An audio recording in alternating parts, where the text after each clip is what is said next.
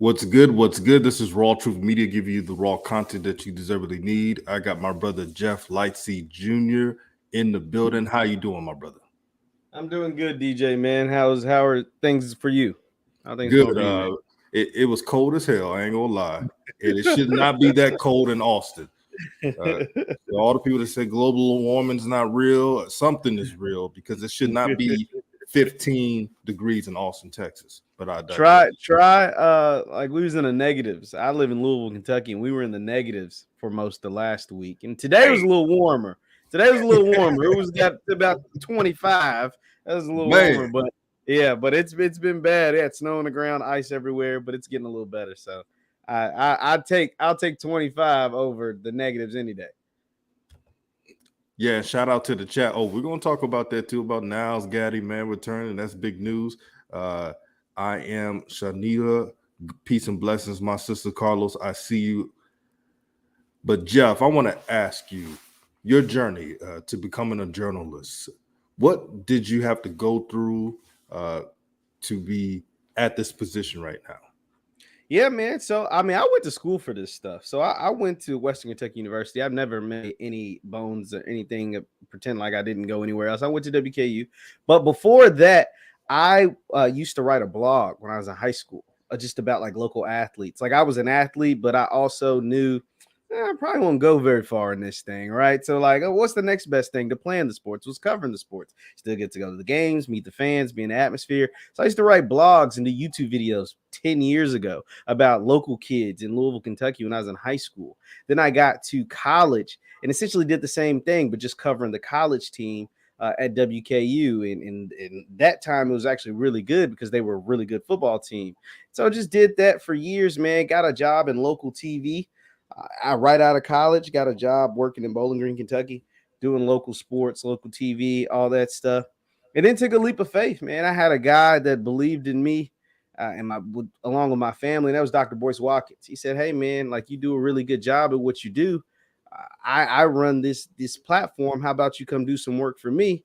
Was able to jump off the porch, work with Dr. Boyce, and the rest has been history, man. It's allowed me to get to this space where I get to talk to cool people and meet cool people like you and Shanita and all these different folks from all around the country and some people from around the world. It's pretty crazy, man. It's awesome, but I love it.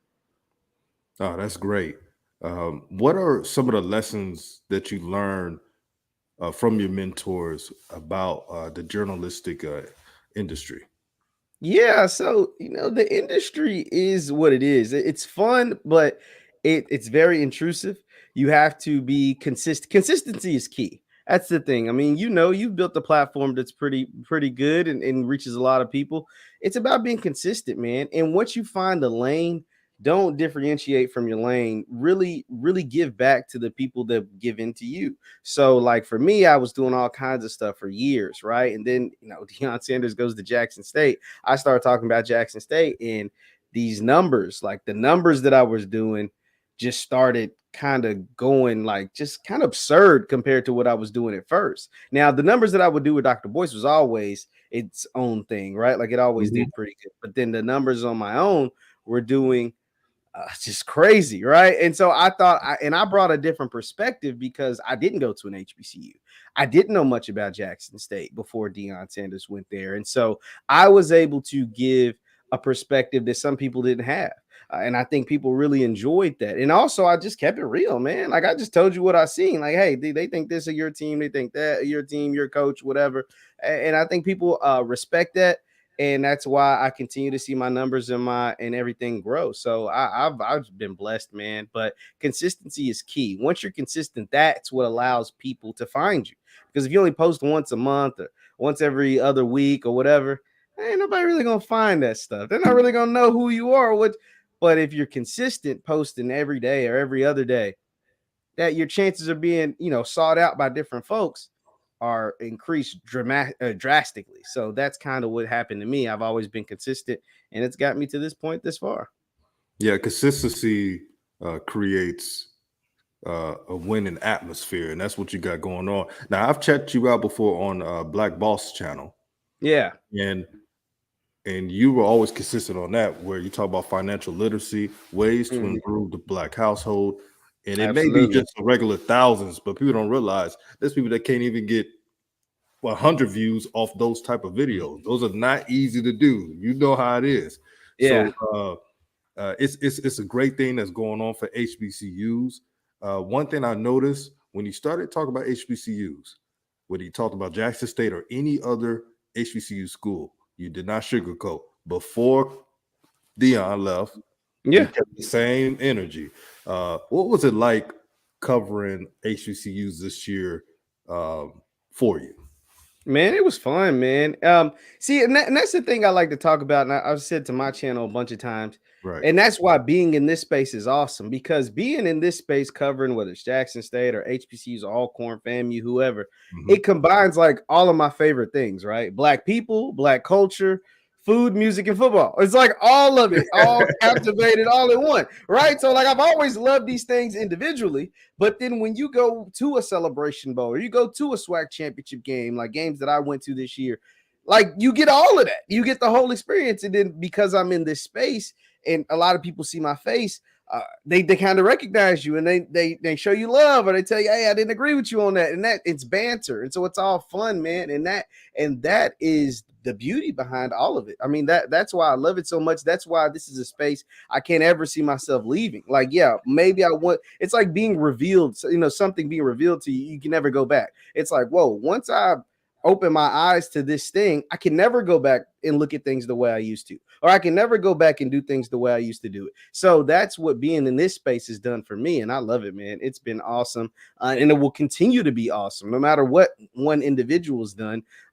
That this space will forever be different, it'll forever be changed. And I love everything about it. And you point out about the togetherness of this space. I'm telling you, there is no ego at all.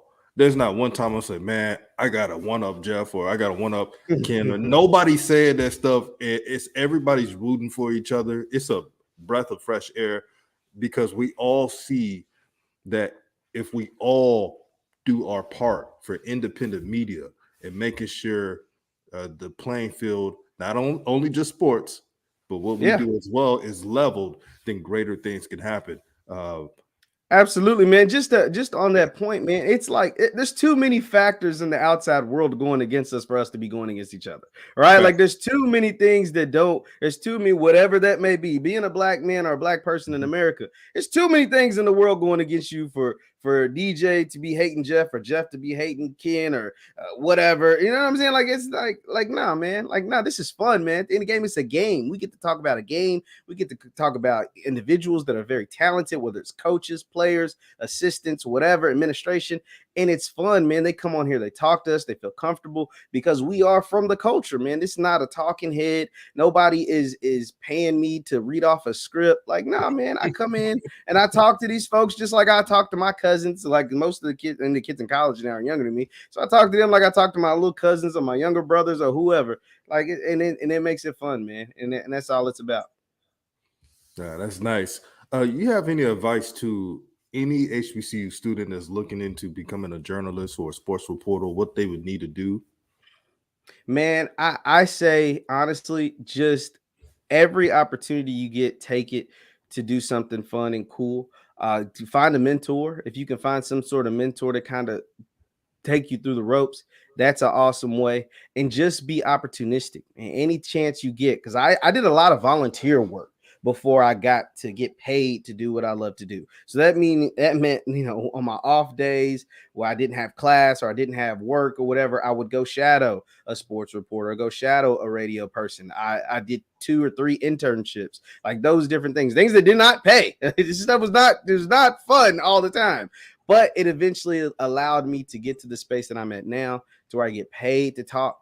Like my girlfriend, she laughs at me and stuff, but I say, man, my voice is golden. Meaning, people like to listen to what I have to say. You know what I'm saying? You don't always, and she messes with me. But like, I like now I get paid to talk, and so it's really really cool. But if you can find a mentor, really work hard, the opportunities will come. You just have to get out there and grind and get out there and make something happen. No, you're right on that. There are some, not all, of this new generation that are saying, "Nah, I don't want to do internships," but it's to move up. You have to do an internship because everybody's on a budget and they're Yeah. not about to, they got to pay somebody. They're not going to pay everybody. Um, Not to put my business out there, I'm trying to get into voice acting. Some of the stuff Hmm. I've done, I haven't got paid for. It's like on training before I Yeah. have another gig. That's just how it works. On top of working and doing everything, can you talk about the grind of getting where you need to get to? It's never easy, but it's something that you have to do to become successful. Yeah, man, it's not always fun. Sometimes it's long hours. Sometimes it's sacrificing going out partying and hanging out with friends. Like there was times I had to do that. Like I had to, or sometimes it causes you to, if there's, especially in this industry, like just sports, there's breaking news and stuff that happens all the time. And so you have to, when you can, if available, to make yourself ready at all times. Right. So like my journey with Dr. Boyce, the reason why it worked so well with me is because any and every time he wanted to do some kind of work or some kind of video, whatever, some kind of topic that was hot, he would put it out there to more than one person. He put it out there to a lot of people, like, hey, who wants to hop on live with me to talk about this topic? It's going crazy on the internet or whatever. And 9 times out of 10, I'd be on there, right? Like 9 times out of 10, even if it was a topic I wasn't always well versed in, I would study up on it real quick and have an opinion, get on there, because I knew when I'd get on there with Dr. Boyce, I'm going to be in front of thousands of people. And that's your chance, your opportunity to make a new follower, a new subscriber, a new person, a new fan of you, right? So like his platform is way bigger than mine. So I'm like, yo, every single chance that I could get in front of some people talking about something that's black related, sports related, whatever, I'm gonna do it. And I did it, and that's what allowed me to build up a base of people that gravitate towards my content and my style of content and the way my style of broadcasting. No doubt. And what for the popularity of HBCUs, we all see it's growing right now, even uh, due to the exodus, quote unquote. We know what the exodus is. A knock on wood. We all know what that is. It's still popular. Do you know why it is? Like, in your opinion, why is HBCU so popular right now? Still. Well, the reason why, and like I said, it goes back to what I said earlier. People like me who, have grown up a certain way. Like I grew up in Louisville, Kentucky. We have HBCUs in our state. We have Simmons College of Kentucky in Louisville, but that was a Bible college for a long time. It recently got the HBCU status. And then we have K-State, which is in Frankfurt. And, some folks know about K-State. A lot of folks don't. What happened was Deion Sanders did shine a light, and it introduced a lot of people to this space. But they integrated easily, and they won't ever leave because this mixes a lot of their favorite things: the football, the pageantry, the bands, the people, the culture. And so once it's like a big family reunion, no matter where you're at. I mean, but especially at certain places. Like, so therefore it's like, yo, why would I leave? I mean, I get it. He's gone, and he was kind of like the puppet master at that school, making things happen. But at the same time, it's like, oh, these black folks ain't going nowhere. Like, this is still what I like to do. I still like to watch ball. I still like to party. I still like to have a good time. I still like to listen to King George or whatever. You know what I mean? Like, I still like to do all of these dope things. So, yeah, okay, he's in Colorado, and maybe I'll follow along with Colorado, but I can't leave my folks. I can't leave my people. And it's not just it's not just with Jackson State. I mean, you've seen the abundance of media attention that it's getting, whether it's places like HBCU Go and HBCU League Pass. Those platforms aren't just going to dissolve because Deion Sanders is in Colorado. Like, they're still going to continue to put out content. They're still going to continue to push the narrative. Like these million, thousands and maybe even millions of black people that got introduced to this space over the last 2 years. They're not just gonna walk away from it. Like, they're not just gonna stop attending it. They're not just gonna stop acting like it's just gonna disappear. No. And then as long as the players continue to gravitate towards the different schools, you see what Alcorn's been able to do in the recruiting. FAMU just lighting it up in recruiting.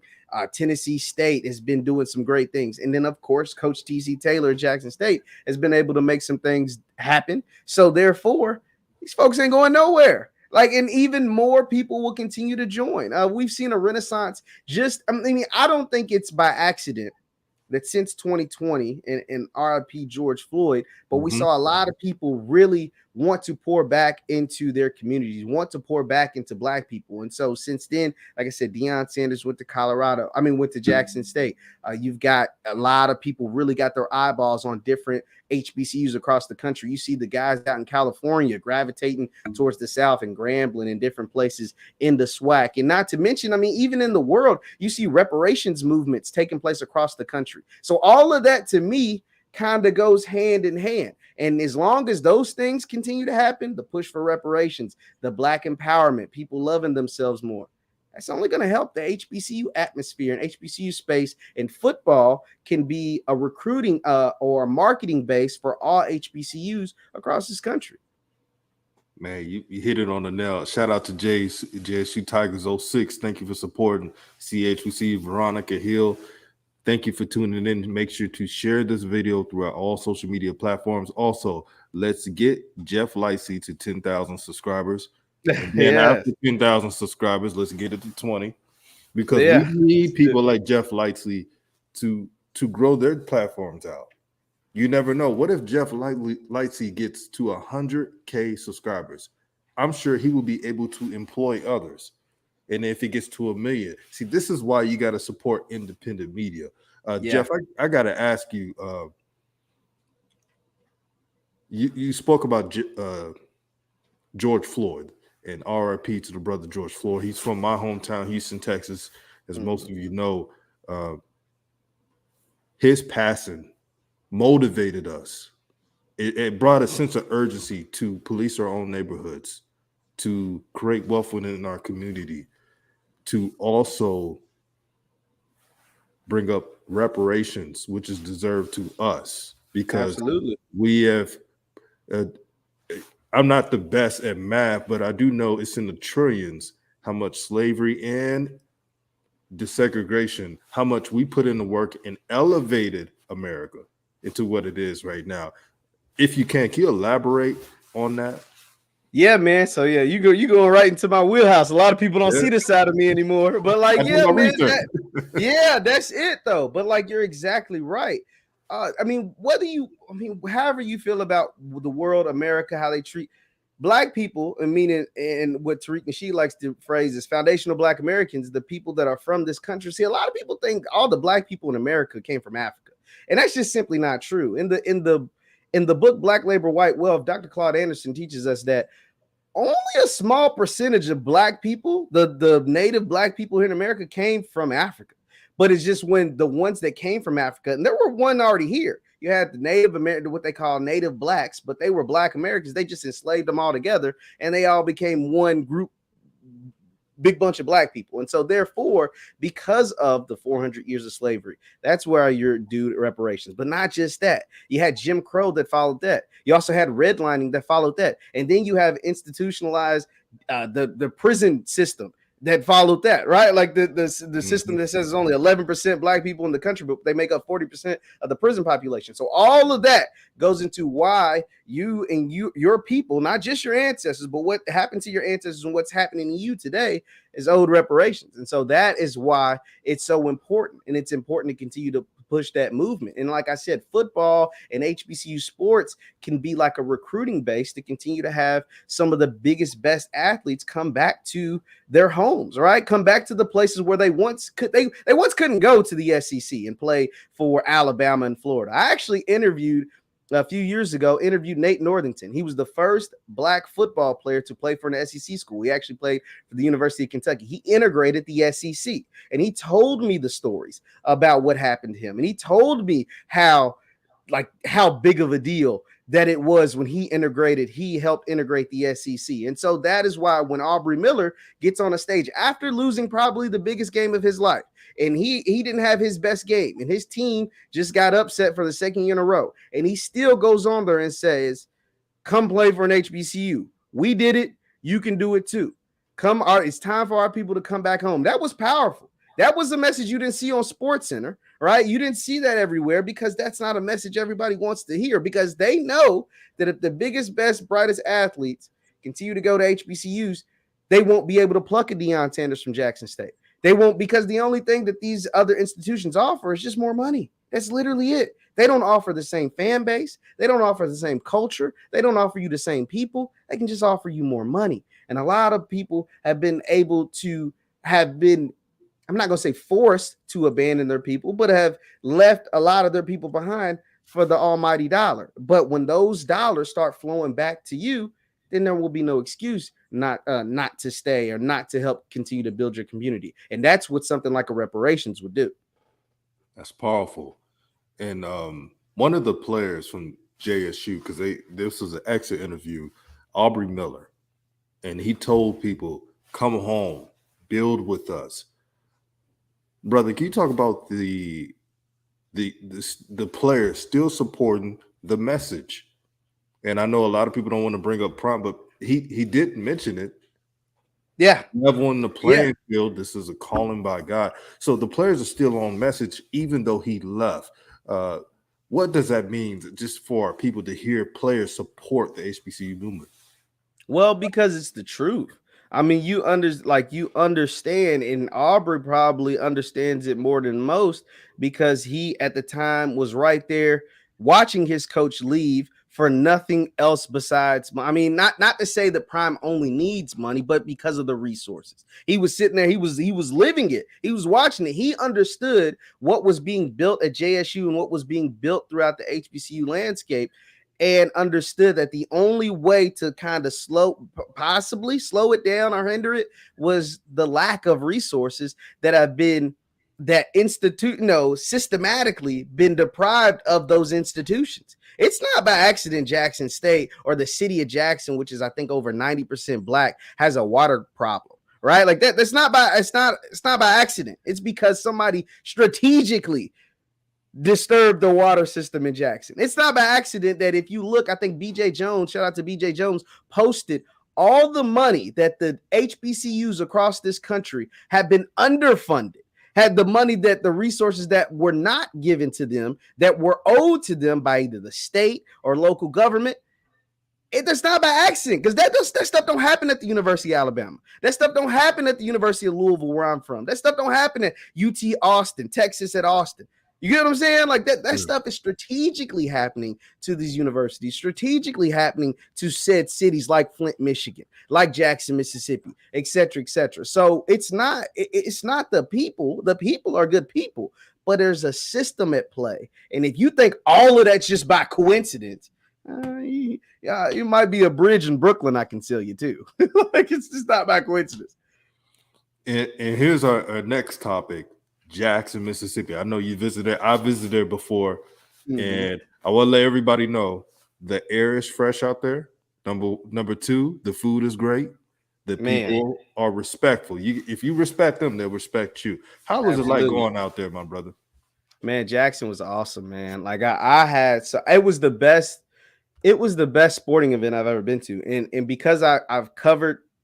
I've covered sports since I was in high school, so I've been to hundreds, if not thousands, of sporting events, and that was the single best sporting event I've ever been to from beginning to end. Meaning, now the game was, however it was the SWAC championship, but the pregame, the tailgate, the people, the culture, the fun, the music, I've never seen a tailgate like that before. I mean, it was literally 300 RVs, 50 DJ setups, like 200 grills. Like it was just, I'm shortchanging. It's probably thousands, honestly. I don't know, but it was just insane. And when I came back telling my family about it, they just couldn't believe it. So I had to take my dad to the Celebration Bowl so he could get a glimpse. It wasn't the same. The Celebration Bowl was fun. It was a different type of atmosphere, amazing atmosphere. And that was probably one of the best games I've ever been to. But Jackson, Mississippi, they know how to do it. They know how to do it. They know how to celebrate a football game and tailgate and all that stuff. And this was all while knowing they knew their coach was leaving. It had broke the night before that Deion was going to Colorado, and they still showed up in droves. And they told me, they was like, yo, because the fact that he's leaving and it was raining and then the game was on ESPN, and it's only about 70%. I was like, this is 70%. What does 100 look like? Like, what does 100 look like? He said, nah, you need to come back next year, either homecoming, Alcorn, whatever. Come back when it's really like 100%, and you'll see the real Jackson. I said, all right, I'll have to be sure to be back next year then. That's real right there. And let's get this video to 92 likes. We have Jeff Lightsy Jr. in the building. Subscribe to his channel. Support him on Twitter right there at Jeff Lightsy 7. Intelligent brother. One thing uh, I can relate to you on is media training. I do my own thing in media. You do your thing as well in reporting, but we both understand that it's never easy. I got to take a bunch of classes on enhancing my speech to speak clear and concise. You speak well as well, so that's why I have people comment and say, "Man, this is it's never easy, but if you believe in yourself, you can get it done." Can you tell anyone that's listening who may go to HBCU or not to never give up on your dreams? Absolutely, man. I mean, it's so, because the thing is, from the time you start to wherever you are and whatever you want to do, you're closer to that goal than you were before you started. And so that's why it's very important to continue to follow it, man, because at the blink of a moment, you can change your situation. You can change whatever you want to do. You have to believe in yourself. It's going to take hard work. It's going to take some sacrifice. It might take you, skipping out on the bars for a couple of weeks, or skipping out on the clubs, or whatever you like to do, or whatever your vices are. Might take for you to put that aside for a while. But 6 months of really, really hard work can change your whole life, can change your whole lifestyle. And I mean, I've literally watched it happen. 2022 has just been insane for me.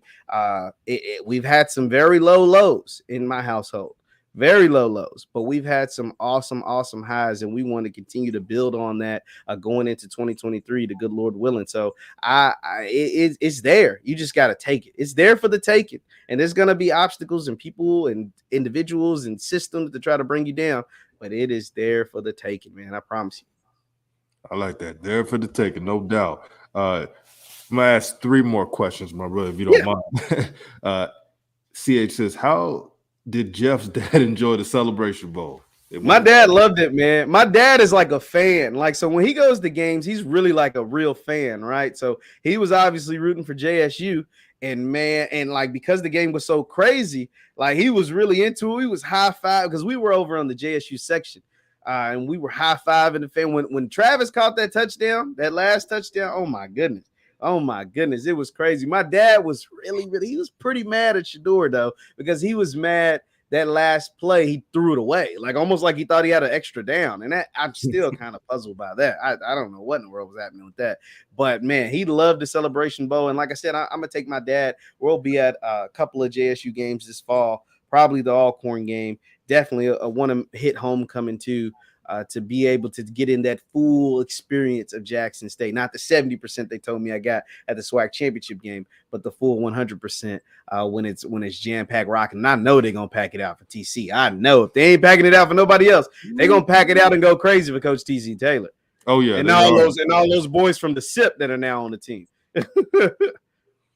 So here's the fun part: recruiting. What are the teams you've been impressed with in the HBCU space in this recent recruiting?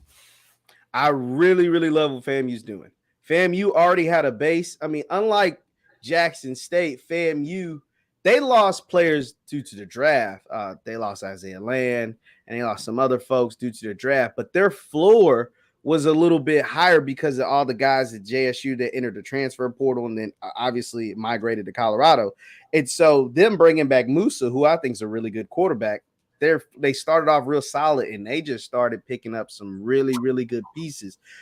FAMU has to be able, they got to figure out a way to score on Jackson. All right. Like they couldn't score last year. And I think the game was lopsided. It was 59-3. I think most of that was because of all the turmoil with their academic stuff and guys not being eligible, being declared eligible. I think that's what kind of made it a little more lopsided than it probably should have been. Not to say that FAMU was better than Jackson State in any way, no, but I think it would have been a little closer than the 56-point blowout. But I'm really impressed with what FAMU's doing. I really, really like what Coach McNair and Alcorn are doing. They're doing some really, really nice things on the recruiting side of things. Tennessee State and Coach Eddie George has went out there and got some big time players. And then, of course, I mean, Coach TC is racking it up. And part of his biggest pitch is just keeping the guys that were on the team last year. And so once you see more and more of those guys deciding to stay, like the Savion Wilkersons, the Niles Gaddies, I think we'll see a 2-7. I think he looks like as if he's going to stay as well. Keeping those guys and then going out and getting a Phillip Short, your quarterback of the future, a PJ Hatter, who I think could end up being a really, really good quarterback by the time it's all said and done. JSU doing some good stuff. Now, they got a couple of other guys that got some decisions to make, and if they're able to return those guys out of the transfer portal, hey, they're gonna be pretty good again. They're gonna be pretty good again. And Jeff, there's a dark horse team. I'm glad Kevin mentioned it because I did a stream on this. Morgan State, they added some beef. Oh yeah, Morgan State is going to be a sleeper team in the MEAC next year. I think North Carolina Central has a really good chance of repeating. Obviously, I think South Carolina State will bounce back, but Morgan State is building a juggernaut. I think Morgan State, and then Howard obviously were the co-MEAC champions, but Damon Wilson and Twan Sewell and those guys had a ton of success at Bowie State. And so it's not by accident that at Morgan, when a lot of people thought that they would struggle drastically their first year or struggle a little more, they end up having some big time upsets in 2022. So Morgan State, I mean, that Morgan State out of the MEAC, he's not done either. None of these coaches are done. These rosters, even from today until February, will look different. From February throughout the summer, will look different. You won't see the full completion of most of these rosters until about August, when the final of the final guys are out of the portal or have decided to, because there'll be guys that'll hit the portal between now and February. There'll be guys that'll hit the portal between February and the summer, and they'll end up choosing different schools. People forget James Houston didn't commit to Jackson State, I don't think, until July, right? He didn't choose. He was going to Jackson State till like July. And then Malachi Weidman didn't choose Jackson State until about August. He was like the last person to report the fall camp. So there'll be, and those are two heavy hitters, right? Two big time players. And so that'll be the same for not just JSU, but for all the HBCUs. Will have a chance to add some really, really talented players throughout the signing day, February, after spring ball, and even throughout the summer. And one thing I'm impressed with TC is he's adding depth and competition. The quarterback position, thank God they're adding quarterbacks. No offense, you know how it works. I watched a video earlier about that too. That's why I was Shadir, and nobody else. Shadir. And then they'll get some graduate transfer who hasn't played a zilch of football. It just wasn't good. I mean, no offense to those guys, and some of those guys might end up staying, but like the JPs of the world, and those guys just weren't good. But it was a backup that showed no threat to the starter. That's kind of what the deal was. And you can take that for what you want, but I mean, it just was the truth. And you look at elite programs like Bama and Clemson, they got quarterbacks ranked 5 stars all over the bench because of competition. You can't be dominant without competition. That's why I like those moves. If Malachi Weidman returns, what would it mean for JSU? Man, if Malachi returns and they play him, they got to play him. He was on the roster last year. They just didn't play him. But if Malachi returns and his grades are straight and they play him, I think they once again, I don't want to say they become the favorites. It'd be easy because we haven't seen Phillip Short in this capacity. But if Phillip Short is anything like what we think he could be, and you get a Malachi to return, I think they're the favorites again in this SWAC, simply because he's that talented. I think Malachi Weidman was their best receiver last year. They just didn't play him for whatever reason, but they just didn't play him. He's better than, and that's not taking shots at Dallas Daniels or Shane Hooks or those guys, but Malachi is just better than them. I mean, I've seen it. He's just a better player. He's a freakish athlete. Like, he's literally a freak on the field. And so if you get a Malachi to come back and his head's on straight and he's able to play, and Phillip Short is who we think he can be, or PJ Hatter or whoever the quarterback may be, you get a decent, because you got it. That's the thing, though. What separated Jackson State over the last 2 years, they had a dominant defense, but they just had a quarterback no other team could compare it to. And what I mean by that, they had a quarterback that could win games through the air. Now they sometimes they threw it too much, but they had a quarterback that could win you a game and not just like a game manager.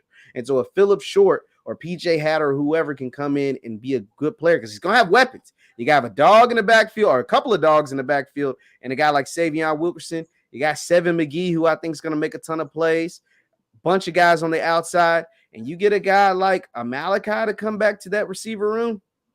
Yeah, you're looking at probably the preseason favorites in the SWAC, even without knowing how good the quarterback position is. But we have an idea, but not really truly knowing how good the quarterback position is in the SWAC. Let's be frank, my brother. Malachi Wyman, if he comes back, he's one of those talents. He don't need less than 50 catches because there's no DB in not only just the SWAC in the FCS that can guard him. It's hard to guard 6'5", running 4.4. He's a pro. He's a pro. I mean, let's just be honest. Let's keep it a beat. Malachi is a pro. Like you said, he's 6'4", 6'5". He runs like a 4.4, 4.5, but then he jumps 40 inches. He dunks on people. He's a basketball player that just happens to be pretty good at football. You get what I'm saying? Like he's literally a freakish athlete. And that's why I said if he plays, because they had him on the roster, just didn't play him. But if he plays, you're talking about a team that once again could three-peat in the SWAC. And last question. Who, whether the SWAC or the MEAC, who's a quarterback away for really, changing the game? I know Alcorn got their quarterback in Tyler Mackin, and we mentioned Musa's coming back. Don't forget Andrew Body, who is talented. They just need to work it out. But who's a quarterback away from contending in the SWAC and possibly, FCS? Alabama State. If Alabama State gets the quarterback right, if D Davis can become what I think he can become, I think Alabama State could be a really, really good football team. They're like, I know JSU fans may not want to hear this, but I bet Eddie Robinson's having a good little laugh about the whole who ain't SWAC thing. I know he's at home kind of laughing, smirking it up a little bit. You know what I'm saying? He's been real quiet, but that's probably strategically. But Alabama State is really, really well coached. They play really, really good defense. They had some backs that got off last year. If D Davis or Mouse Crawley's now at Grambling, but if D Davis can stay healthy, man, I think Alabama State could be a really, really good team this fall. They haven't made the noise that JSU, FAMU, Morgan, and different places have made as far as recruiting, but it's still early. It's still the early signing period. But I think Alabama State can be a really, really good football team in 2023. I think so. If their quarterback stay healthy, though. But D Davis got hurt a whole lot this year. So, and Mouse Crawley's now like Grambling, looking to, etch his name and make some noise happen in the SWAC. Oh, yeah, that's a good pickup by Grambling, by the way. Yeah. So, Alabama State could be really, really good. I say don't sleep on my Grand fam. Y'all know I love me some Grambling. Don't sleep on the Grand family either. But Alabama State, I think the foundation is already kind of set. Grambling relied heavily on a bunch of young guys, a bunch of freshmen, a whole bunch of freshmen played last year for Grambling. Let's see how they develop, how they grow up, who Grambling's able to go out and get out of the portal, out of high school, different things. But Alabama State is a team to watch out for sure. Another team, Southern. Oh man, they're definitely quarterback away. I've been saying that for the longest. If they would have played, Southern just played the wrong quarterback. I mean, they had a quarterback on their team. They just played the wrong one. Because you saw what happened in the second half of the SWAC championship game. Like, he made that game interesting. Like, that game was really, really boring for a long. Let's be honest. The SWAC championship game was super boring for a long time. Shane Hooks making a whole bunch of plays. JSU just scoring at will. Southern just keep turning the ball over. And then they put in Bubba, and he just touchdown. Drive down the field, touchdown. It's like, whoa, okay, now we have ourselves a football game, but it was just a little bit too late before he got his shot. And I think he's out of eligibility, so he won't be back. Let's see if Southern can go out and get a QB1, a legit QB1 who can actually deliver the ball down the field. No offense to whoever they had on their roster last year, but they need a quarterback for sure. No doubt. Again, if you need a quarterback, especially in the SWAC, get you a quarterback that has played, preferably in the FBS, because even if they're a backup, they at least played some snaps. Good size quarterback that can change your program around. But there's one more team, and I mentioned earlier, I think a couple of days ago, Prairie A&M. They got an offensive line coming back. They got Caleb Johnson, leading rusher. That was a big pickup. It was a big pickup for them to go and get Caleb for sure. If I'm PV, I'm going in that portal and getting me the real deal. You got the facilities, you got the stadium, you got the, the amazing jerseys. PV has everything they need to be dominant. You're in Texas, in a fertile recruiting state. It's just like Alabama State. Alabama State has the facilities and the jerseys and stuff like that. It's gonna be fun to see. But brother Jeff, any last questions before we roll out, my brother? It's great interview. No, man. I just appreciate you for allowing me to come on your platform, man. I see the great things you're doing. Like I said, I watched your thing about PJ Hatter just earlier today. So, man, I appreciate it, and I can't wait to get. I can't wait for football. I mean, it's like football all year round, right? Like with the recruiting and stuff. And the recruiting, you guys don't know, I really nerd out about the recruiting stuff. Like I'm big on the recruiting, and so, yeah, man. But I appreciate you bringing me on, man. Interacting with the people. I love doing this stuff, and so I appreciate it, DJ. You're welcome anytime, my brother. And subscribe to his channel if you haven't. If you're not subscribed to Jeff Lightsy, he's breaking down news and everything. Here's his Twitter. Follow him on Twitter. Man, this is a great show. Two brothers coming together, man, talking about HBCUs. Nothing like it, man. Y'all have a blessed day, and we out.